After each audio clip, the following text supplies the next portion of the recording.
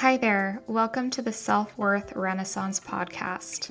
This is your host, Kirsten Van Wingerden. I'm a licensed mental health counselor in Washington State. Please note that what is about to be discussed in this episode is not a replacement for individual therapy and is a collection of musings and thoughts on mental health topics. Hey, and welcome to the Self-Worth Renaissance, the podcast where we rediscover our worth, embrace our imperfections, and step into the most empowered version of ourselves. I'm Kirsten Van Wingerden, your host and licensed mental health counselor, here to guide you through the process of transforming how you see yourself and how you see the world. Today, we're tackling a really big topic, the inner critic. You know, that little voice in your head that loves to remind you of every perceived failure, every insecurity, and every reason you shouldn't even bother trying. Sound familiar? If so, you're not alone. You're not the only one that experiences this. But in this episode, we're diving deep into why we have an inner critic, how it holds us back, and most importantly, how to quiet this inner critic. You'll walk away with practical tools to reframe those negative thoughts and start building a foundation of self-belief and, most importantly, self-compassion. So let's jump right on in. Okay, so let's start by defining what the inner critic actually is to start with. So the inner critic is that internal voice of self-doubt and negativity in your life. It's the one that says things like, and this is a short list, but it's kind of a brutal list. It says things like, you're not good enough, you'll never succeed, why would anyone listen to you, you're too much, you're not enough, if you did X, Y, and Z, then you'd be loved, or even more intensely, really deprecating thoughts like you suck or, put in some expletives. Trying to keep it PG for this podcast, but I'm sure you can fill in the blanks, right? And for many of us, this voice feels like a constant companion to the point where we can't even decipher when the inner critic is speaking versus when we are acting out of our true self. So that's really important to note, is that your true self and your inner critic are two separate parts of who you are. They are not completely who you are, right? They are pieces of our identity. And the inner critic can really distract us from true self, which is that really calm, secure, connected, safe personhood that we can access when we trust ourselves and we feel safe. So what is the inner critic? How does it come up? Let's look at that. So the inner critic is a childhood wound that has been personified as part of who we are in order to protect ourselves. So let me give you a practical example of this so that I'm not just speaking to you in therapy terminology, because I think I just threw out a bunch of terms that sound really woo-woo and, you're probably like, okay, what does that even mean? So let's say that as a kid, you came home from a test with a score of an A-, and you felt so proud because you had studied so hard, and it was a subject that was difficult for you, and it wasn't something that you were naturally good at. So that A- was like a huge win, right? And you were so excited, and you brought this test with pride to your parental caregiver, whoever was the adult in your life, who kind of like judged what was right for you in your life. And the response you received from this caregiver was, well, why isn't that an A or an A+? I know you're capable of more. And this feedback from a caregiver is usually well-intentioned to push the child to achieve and to strive to be more. Right? Like a healthy caregiver can see the endless potential and endless limits to their child, right? But kids think in black and white, and they don't actually really process two things being true at once. And we can't really do that until our brains are fully developed, actually, until like our mid-20s. And I think sometimes our mid-20s is pretty generous for that. So you have this parent that's like, hey, oh my gosh, I wish you could do more than that, right? And the kid is like, oh, I failed. So the child hears this and immediately internalizes, I did something wrong.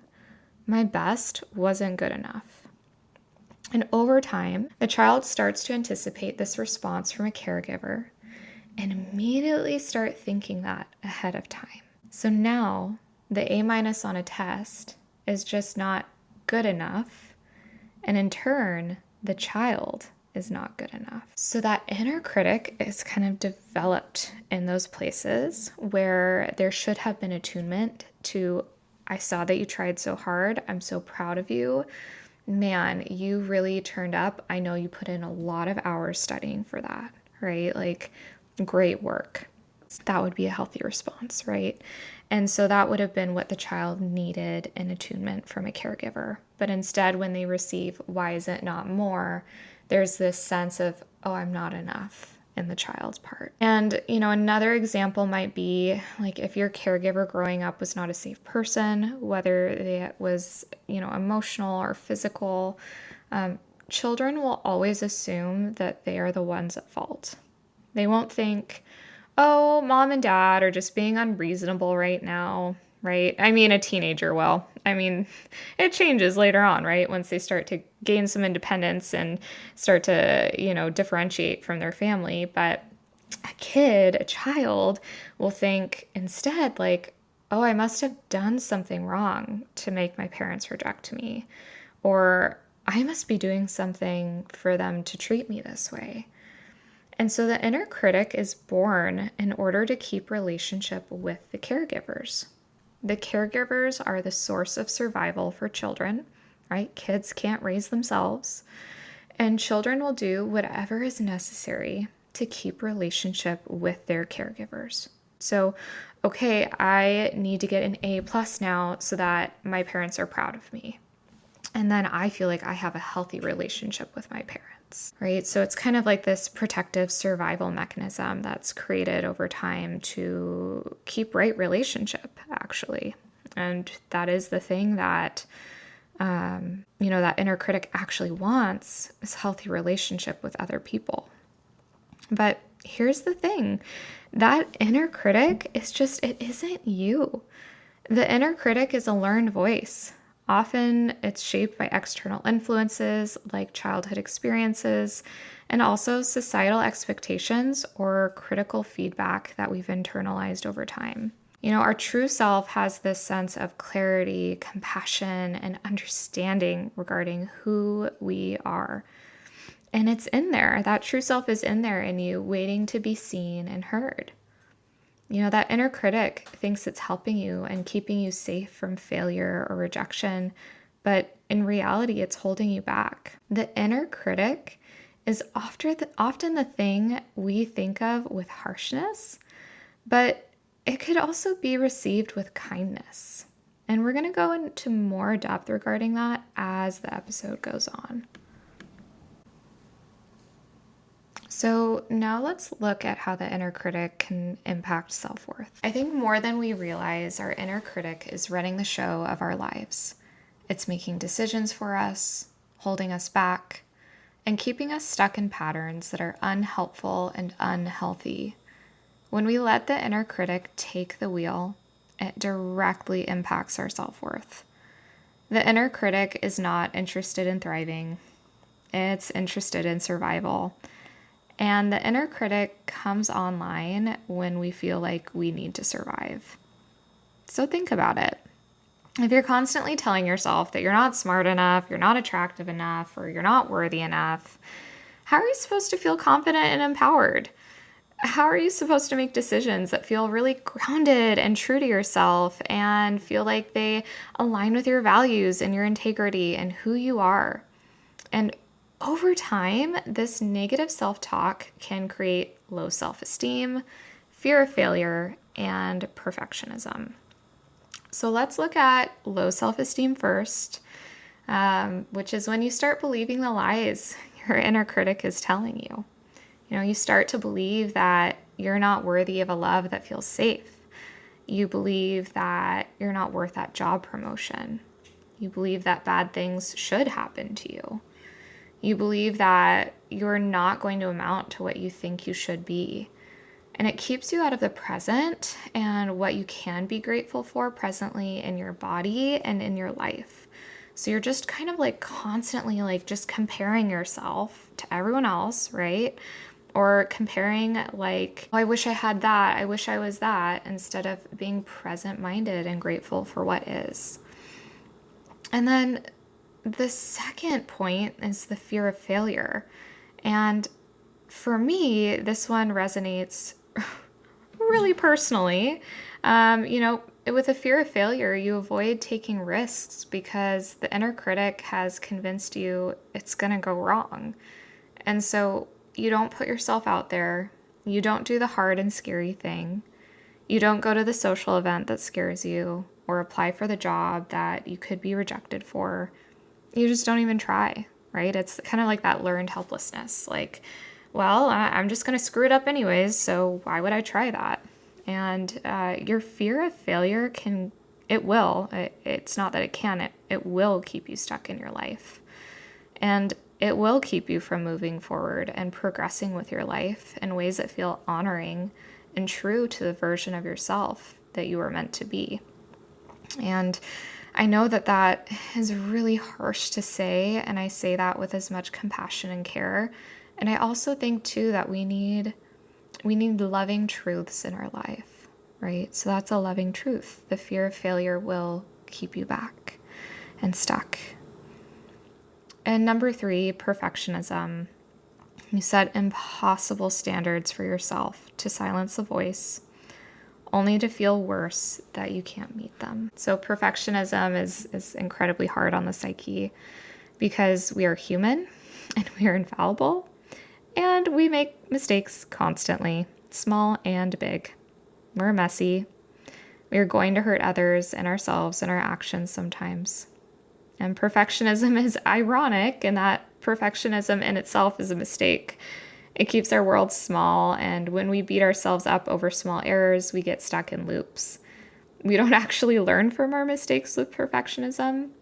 So perfectionism is just this impossible gauge standard we use to consistently keep ourselves small. So, that inner critic, it thrives on self-doubt, but here's the good news. We're going to talk about how to turn the volume down.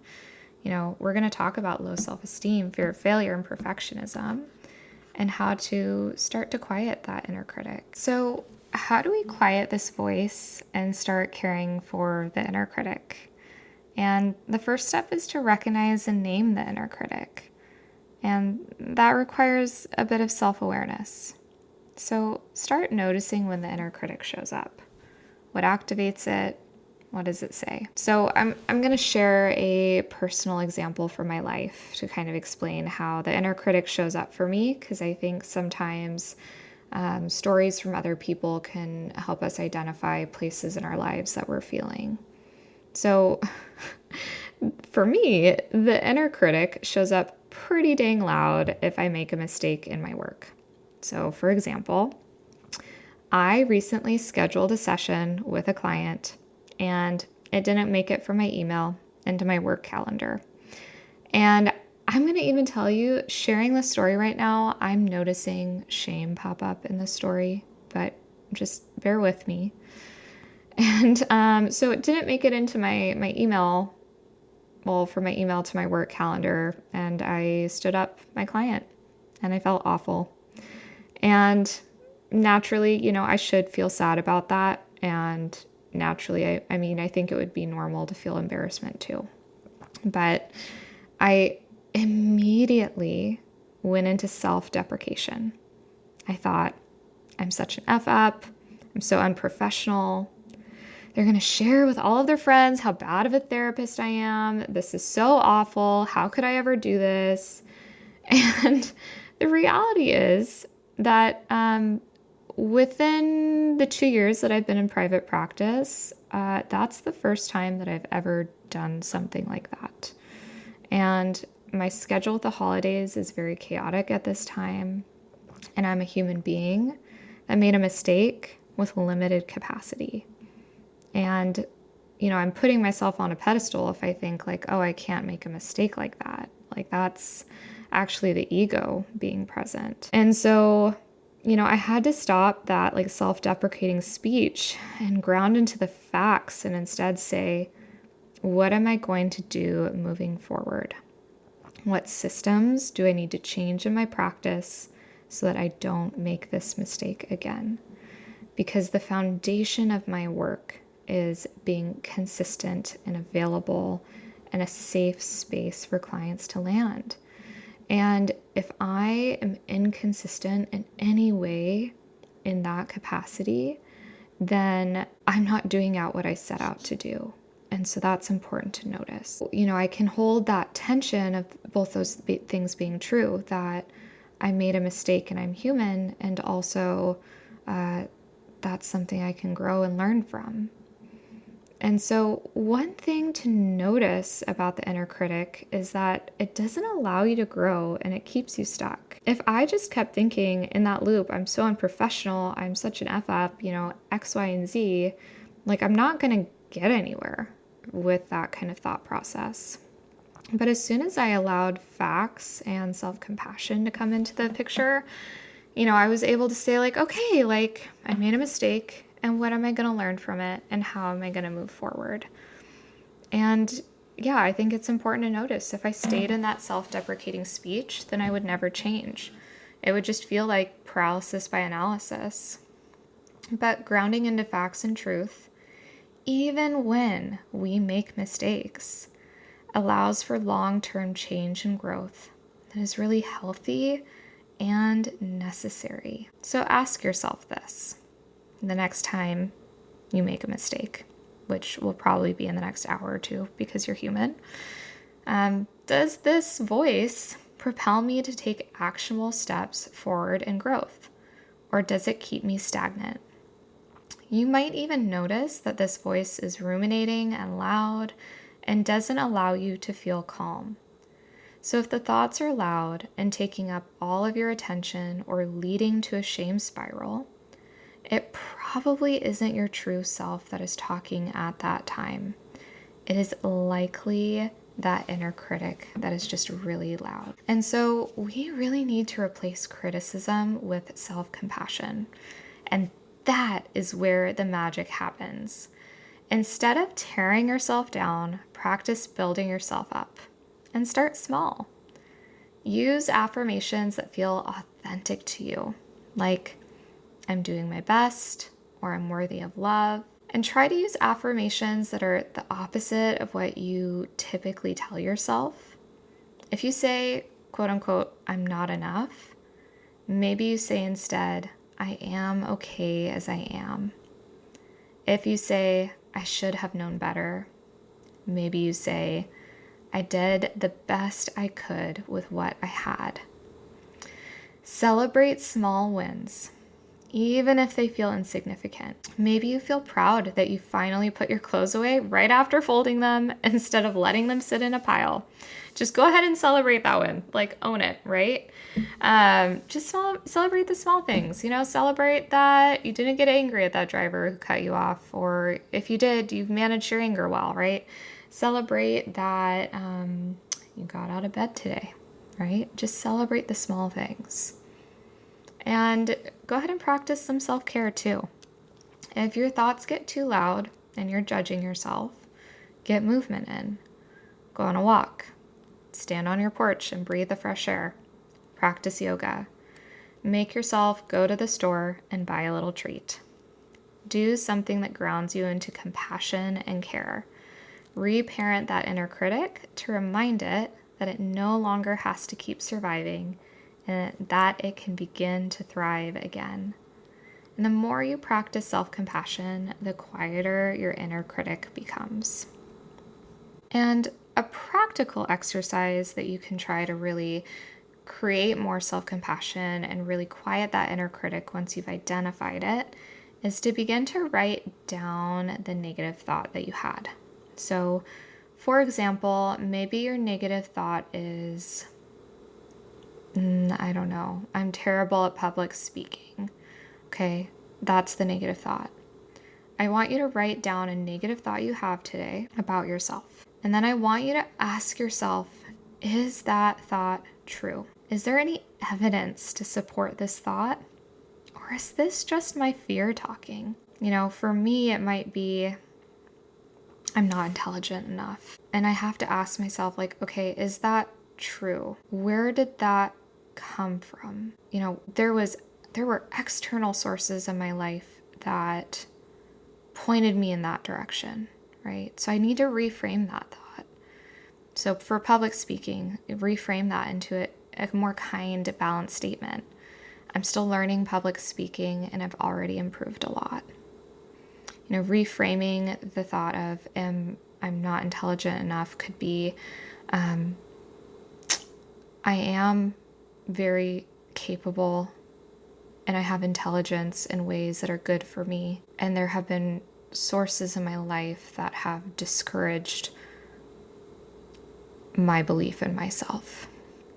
And, this practice, it trains your brain to look for the positive, which over time helps remind the inner critic that it can soften and lean into the places of your psyche that are safe, warm, and caring. And man, we need a lot more of that in our life. We need a lot of that. So go ahead and practice that and see how that feels. Okay, so here are some final thoughts for this podcast. Quieting your inner critic isn't about silencing it completely. It's about learning to recognize it, challenge it, and coach it into a voice that uplifts you rather than tearing you down. And I want you to remember this. You are not your inner critic. You are worthy, you are capable, and you are enough, just as you are. The inner critic is just a part of who you are that tries to protect you from perceived threats. It's trying to survive. So give it care and compassion and curiosity and see if maybe there is healing that can be learned from the inner critic. Maybe the voice is loud because it wants to be cared for. And so if this episode resonated with you, I'd love to hear about it. DM me on Instagram or share your takeaways and use the hashtag selfworthrenaissance. And if you're enjoying the podcast, don't forget to hit subscribe and leave a review. Your support helps us keep these empowering conversations going. So until next time, be kind to yourself, celebrate your progress, and know that you are so much more than the voice of self-doubt in your head. I'm so proud of you.